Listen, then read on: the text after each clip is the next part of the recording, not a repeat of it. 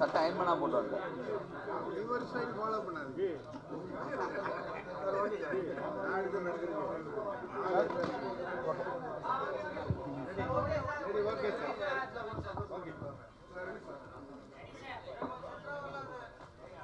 அம்மா மறையும்.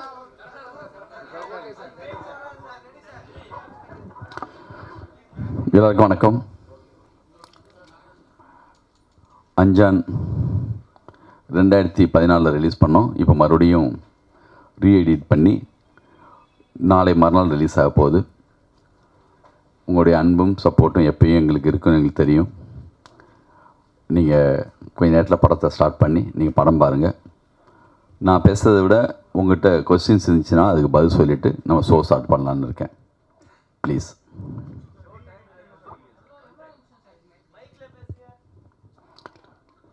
யார் கேள்வி கேட்குறாங்களா? மைக் கொடுங்க அவங்ககிட்ட.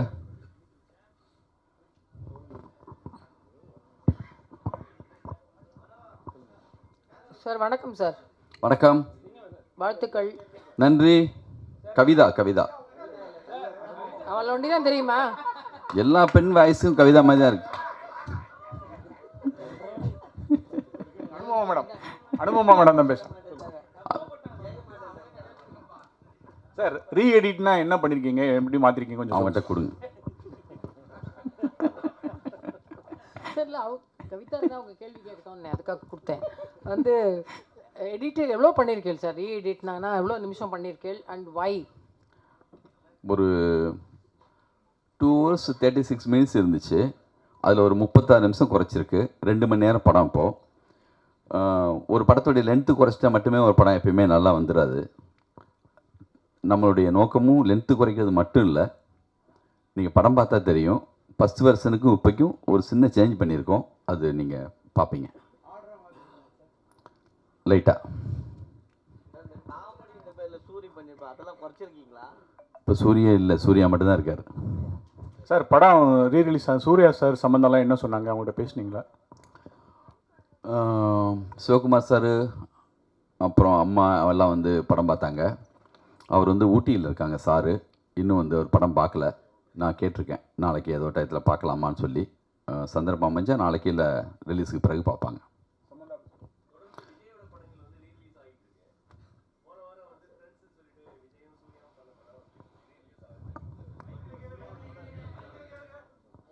அந்த கேள்வியை நானே சொல்லிட்டுமா?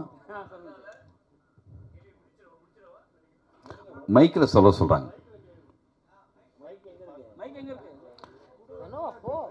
இன்னும் 2 மைக் வச்சுக்கலாமே. ஒன்று தான் இருக்கா? இல்லை, விஜயோட படங்கள் தொடர்ந்து ரீரிலீஸ் ஆகிட்டு இருக்கு. போன வாரம் வந்து விஜயும் சூர்யாவும் நடித்து ஃப்ரெண்ட்ஸ் படமும் ரீரிலீஸ் ஆகுது. இந்த வாரத்துலேருந்து நீங்கள் சூர்யாவோட படத்தை ஆரம்பித்து வைக்கிறீங்க. ஸோ ஒருவேளை 2 பேரும் கூட்டணி அரசியலில் இறங்குறதுக்கு வாய்ப்பு இருக்கா சேர்ந்து? அதுக்கு நீங்கள் பிள்ளையார் சொல்லி மாதிரி போடுறீங்களா? அஞ்சானை பற்றி பேசலாமா?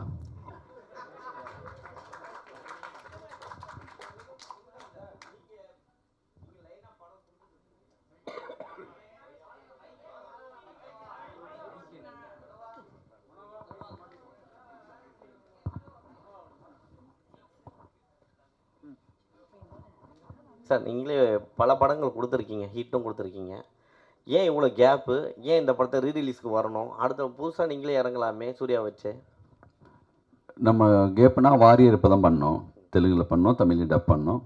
அடுத்து வந்து மகாபாரதம் பண்ணுறதுக்கான ஒரு சின்னதாக பெரிய ஒர்க்கில் இருந்தோம். அது கரெக்டாக ஆர்டிஸ்ட்டு பட்ஜெட் ரொம்ப பெருசு. 2 வருஷமாக அந்த ஒர்க்கில் இருந்தோம். அது ரொம்ப நாள் போயிட்டே இருக்குன்னு சொல்லிட்டு தான் டப்புன்னு வேறு ஒரு படம் இப்போ ஸ்டார்ட் பண்ண போகிறேன். பிப்ரவரிலேருந்து ஷூட்டிங்கு. வித்யாசாகர் பையன்தான் ஹீரோவாக பண்ணுறாங்க. அது பிப்ரவரிலேருந்து ஷூட்டிங். உங்கள் பொண்ணு ஹீரோ வருமா? ஹீரோயின்? ஏன் அதை கேட்குறீங்க? நம்ம பொண்ணு வாய்ஸ் பயங்கரமாக இருக்குது, டப்பிங் பின்னுறாங்க. டப்பிங் பேசிகிட்டு இருக்காங்க. அவங்க விருப்பம் இருந்துச்சுன்னா எல்லா உரிமையும் உண்டு அவங்களுக்கு.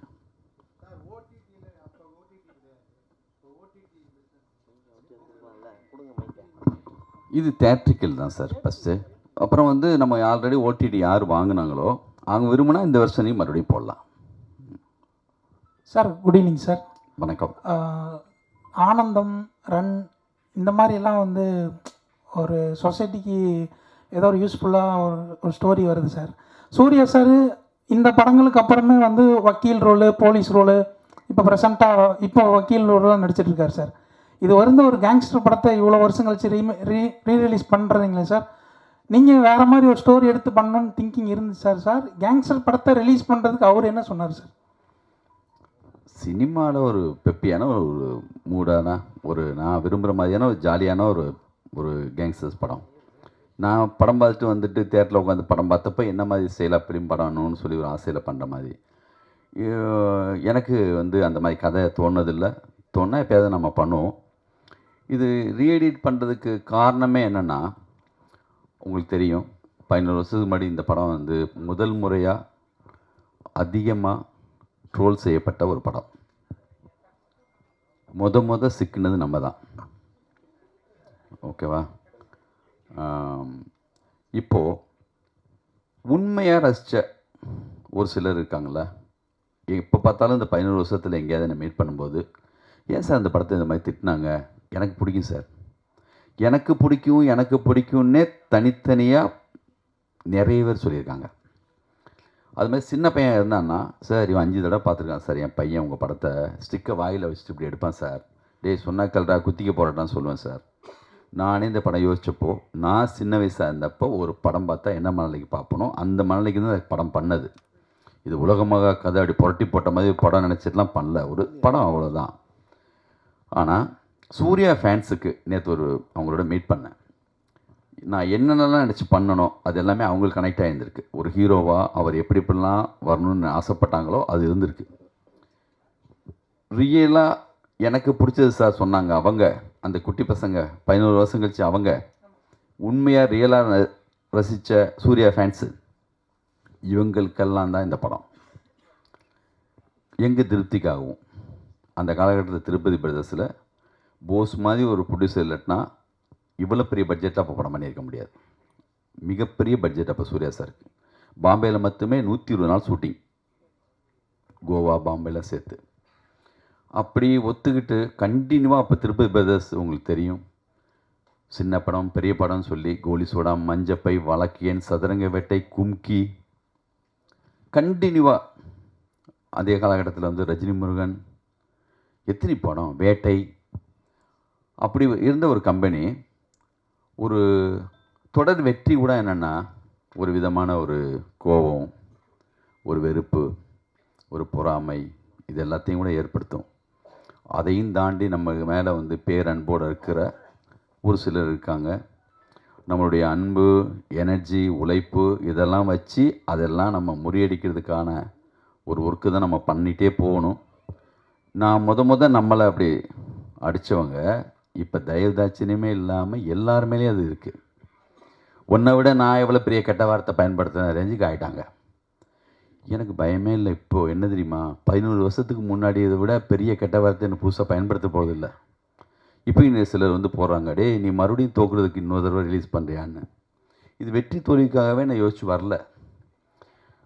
இது நாங்கள் விரும்பினோம், நாங்கள் ரொம்ப பிடிச்சி தான் இந்த படத்தை எடுத்தோம். ஒரு படம் நம்ம நினச்ச மாதிரியே 2 மாதிரி மாறலாம், ஆனந்த மாதிரி ஆகலாம், சண்டைக்கோழி மாதிரி ஆகலாம், நம்ம கையில் இல்லை.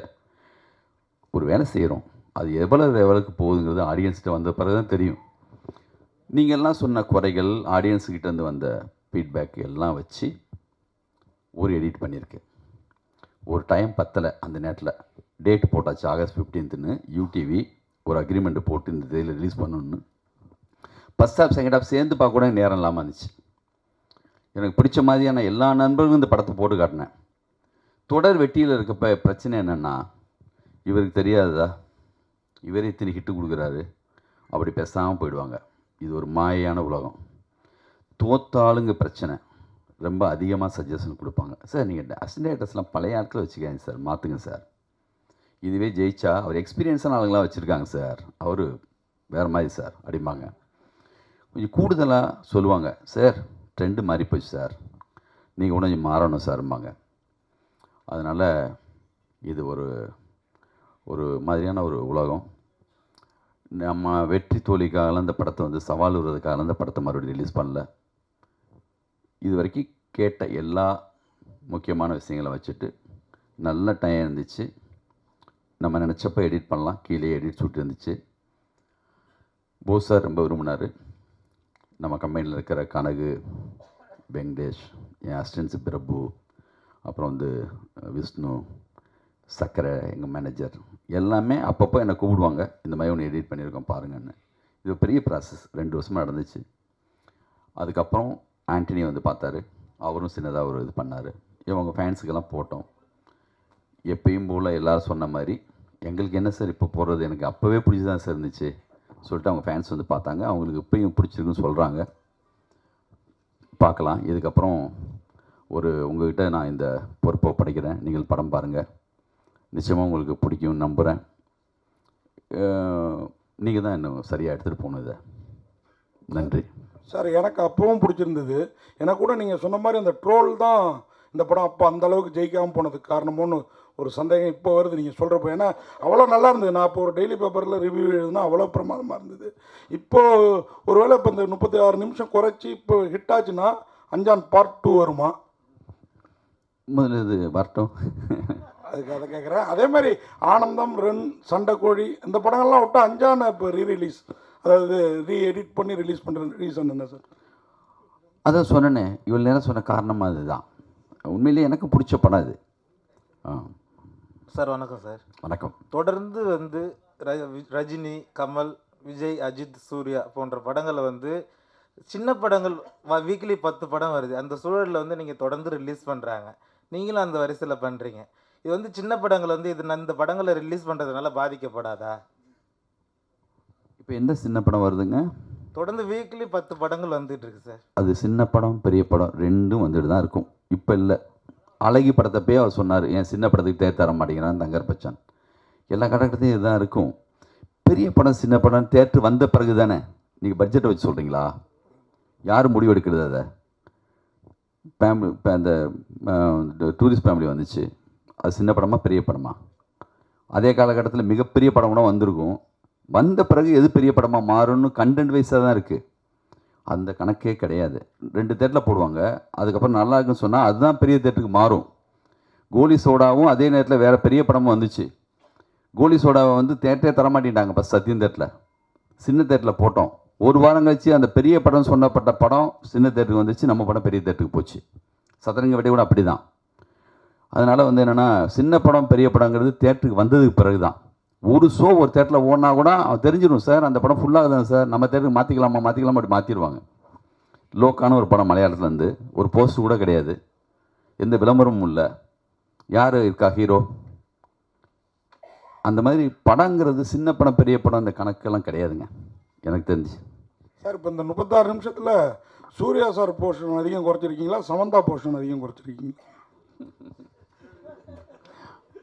அந்த கணக்கு இல்லை, படத்துடைய கண்டென்ட் வைஸாக தான் அது. நான் அந்த கணக்கில் குறைக்கல சார்.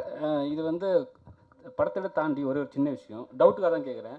சுபாஷ் சார் வந்து எலெக்ஷனில் போட்டிடுறாரு, ப்ரொடியூசர் கவுன்சில் எலெக்ஷனில் நீங்களும் போட்டிடுறீங்களா? அந்த எலெக்ஷன் வேணாம், இந்த எலெக்ஷன் வேணாம், 5 நாள் மட்டும். லிங்குசாமி சார்,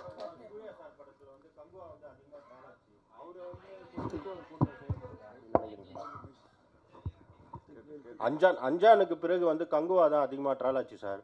அதனால சூர்யா சாரை வந்து டார்கெட் பண்ணி ஒரு குரூப் இருக்கு அப்படி. அப்படி எனக்கு பர்டிகுலராக சொல்ல தெரியல. ஒரு மிக சரியான படம் வந்தால் நான் பர்சனலாக சொல்கிறேன், நான் இந்த படம் இல்லாமல் டார்கெட் பண்ணி ட்ரோல் பண்ண படமாக அந்த நேரத்தில் ரன்னு வந்துருந்துச்சுன்னா, சண்டைக்கோழி வந்துருந்துச்சுன்னா, இவங்க என்ன பண்ணாலும் படத்தை நிறுத்தியிருக்க முடியுமா? ஜனங்க பார்த்துட்டே தான் இருந்திருப்பாங்க. நம்மளும் சின்னதாக மிஸ்டேக் பண்ணியிருக்கோம், நான் அதை 100% ஒத்துக்கிறேன். அவ்வளோ 100% மிக சரியான படத்தை நான் பண்ணிவிட்டு அதை வந்து எல்லாருமே திட்டாங்க அப்படி பழி போட நான் விரும்பலை. நம்ம செயலையும் மிஸ்டேக் இருக்குது. அந்த மிஸ்டேக்கை அவங்க கண்டுபிடிச்சி இந்த பாருங்கள் அது சொல்லி பர்சனலாக எடுத்துகிட்டு போய் அவங்களுக்கு ஒரு சந்தோஷம் வேணும்ல.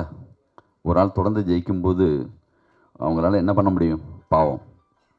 அதனால் வந்து நானும் தப்பு பண்ணியிருக்கேன், அந்த தப்பை பல மடங்காக அவங்களும் ஆக்கிட்டாங்க.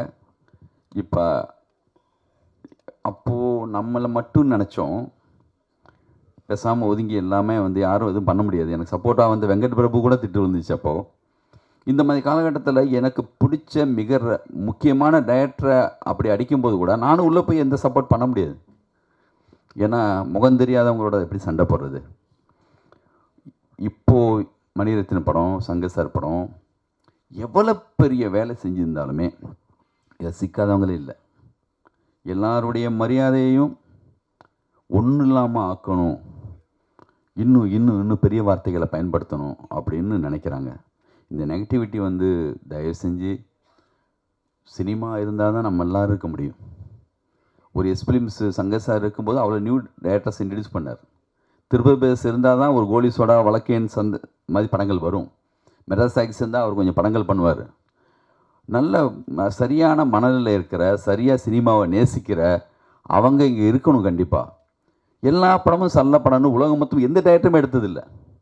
நம்ம ஒரு ட்ரை பண்ணுறோம், ஒரு முயற்சி எடுக்கிறோம். நல்ல படம் எடுக்கக்கூடாதுன்னு நினச்சி யாரும் எடுப்போமா? இந்த வேலையை மட்டும் ஸ்கிரிப்டு சொல்லாமல் காசுக்காகவோ பணத்துக்காகவோ ஒரு நிமிஷம் கூட, ஒரு ஷாட் கூட யாராலையும் எடுக்கவே முடியாதுங்க. நாங்களே ஏமாந்துடுறோங்க. உங்களை ஏமாத்துறதுக்காக படம் எடுக்கிறது இல்லை. ஒரு டயத்துக்கு பிறகு எனக்கே படம் போட்டு பார்க்கும்போது தெரியும். அதனால் வந்து என்னென்னா நம்ம கையில் அது இல்லை. அது ஒரு மேஜிக். அது அமைஞ்சு அப்படியெல்லாம் வரணும். அப்படி வர்ற படங்கள் வந்து 100% போயிடுது. இந்த மாதிரி சில படங்கள் வந்து அப்படி ஆகுது. பார்க்கலாம். இந்த வாட்டி ரிலீஸ் பண்ணுறோம்ல, இது ஒரு அனுபவம். இது வெற்றி தோல்வியெல்லாம் தாண்டி அந்த நான் சொன்ன அந்த லிஸ்ட்டில் இருக்கிற அவங்களுக்காக அந்த படம் அதான். சார்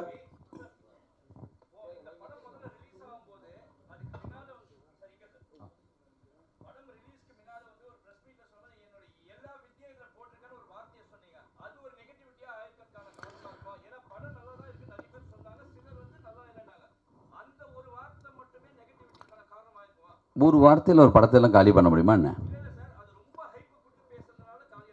அது வந்து ப்ரெஸ் மீட்டு கிடையாது. சன் டிவியில் நான் கொடுத்த இன்டர்வியூ. அது இந்த படத்துக்காகவே கொடுக்கல. இந்த படம் தொடங்கிறதுக்கு முன்னாடி எந்த கதைன்னே முடிவாகலை. அப்போது ஒரு பேட்டியில் சொன்ன ஒரு வார்த்தை, அதை எடுத்து பயன்படுத்திக்கிட்டாங்க. அதை எடுத்து அவங்க வந்து யூஸ் பண்ணாங்க, அவ்வளோதான். மற்றபடி வந்து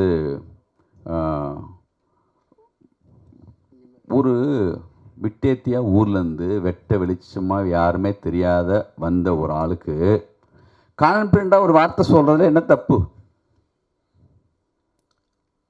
உங்கள் பாயிண்ட் ஆஃப் ஓவர் கான்ஃபிடண்ட்டாக இருக்கலாம். எனக்கு கான்ஃபிடென்ட்டுங்க. நான் சொல்லுவேன், பேசுவேன். சாதாரணமாக சின்னதாக ஒரு பத்திரிக்கைக்காரனாக இருந்து வந்து இவனுக்கு என்ன முன்னாடியே வந்து ரெட் கார்பெட் ஒடிச்சு வா சினிமாவுக்கு யாரை கூப்பிட்றாங்களா?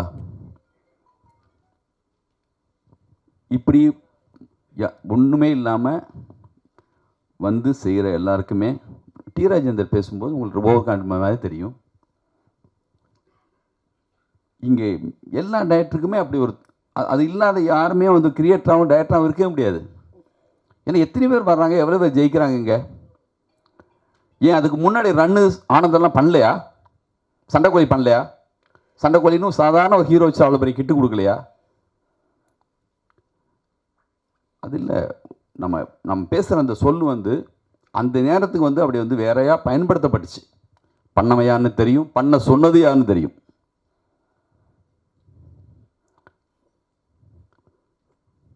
சார் சார் இங்கே சார் இங்கே சார் ஒரு தடவை எடிட்டர் மோகன்கிட்ட இன்டர்வியூ பண்ணும்போது சொன்னார் சார், அவர் அதிசய பறவைகள்னு ஒரு படத்தை நான் ரிலீஸ் பண்ணேன்.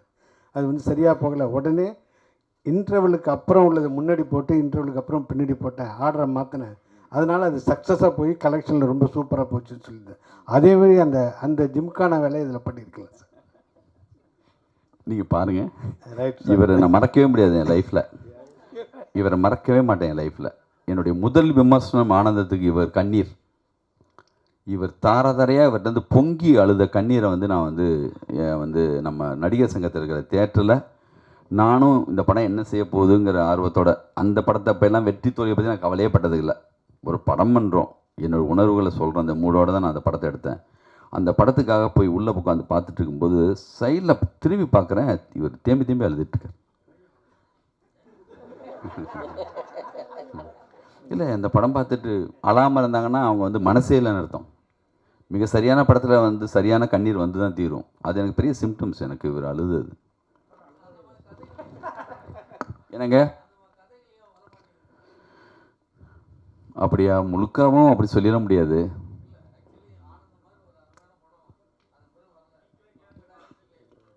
என் டைரக்ஷனில் வரல, அதை சொல்லுங்க, ஒத்துக்கிறேன், பண்ணுவோம், பார்ப்போம். லிங்குசாமி சார், ரீ-ரிலீஸ் எல்லாமே போடுவாங்க.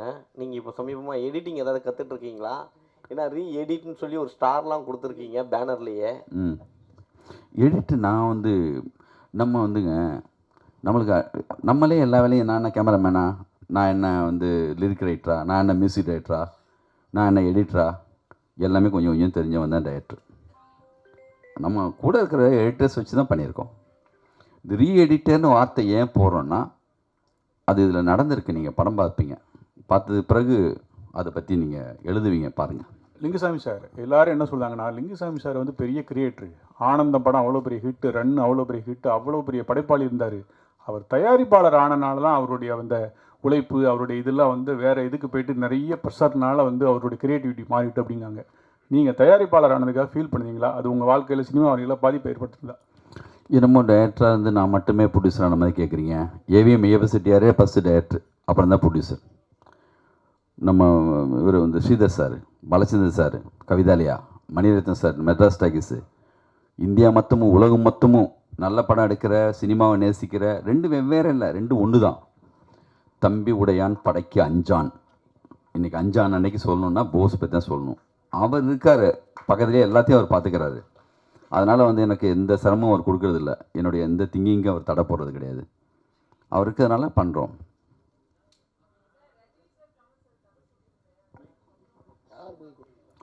ரஜினி சார், நானா? நான் எங்கே சொன்னேன்? கவிதா, நீ எந்திரிச்சு நல்லா சத்தமாக கேளுங்க. சத்தமாக கேட்கல.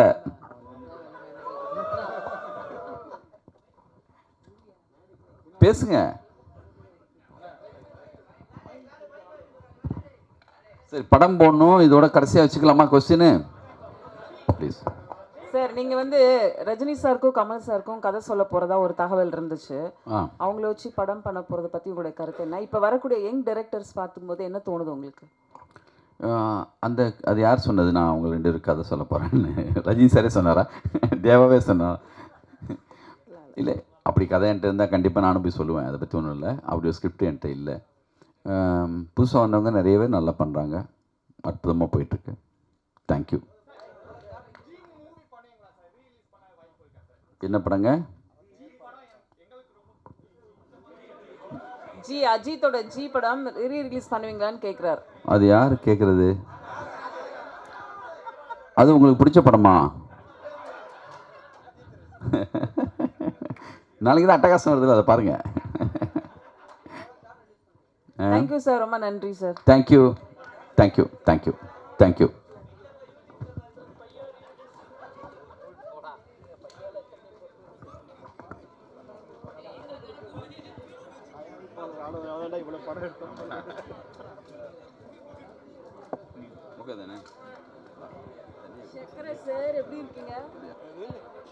உடனுக்குடன் செய்திகளை தெரிந்து கொள்ள சன் நியூஸ் பெல் ஐகானை கிளிக் பண்ணுங்க.